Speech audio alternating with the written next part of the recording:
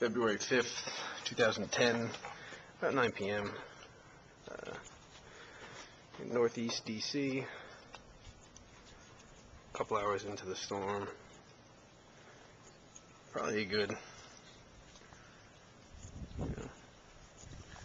6 inches or so right now. You can see on the top of the light post. Decent amount of snow. Oh, slipped a little bit. Bonnie, come on. Bonnie's here. Come here, go. Come on, go. He's heading out, running around. I shoveled a couple of times down there. You can see it's already too deep for Bonnie to go in. Streets haven't been plowed down here. Probably won't be for a while.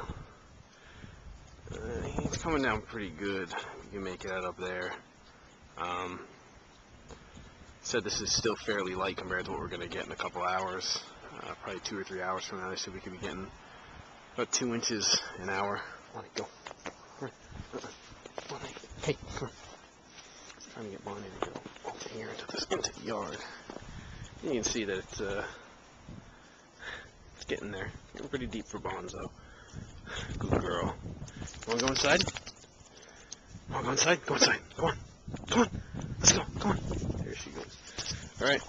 See you in a couple hours.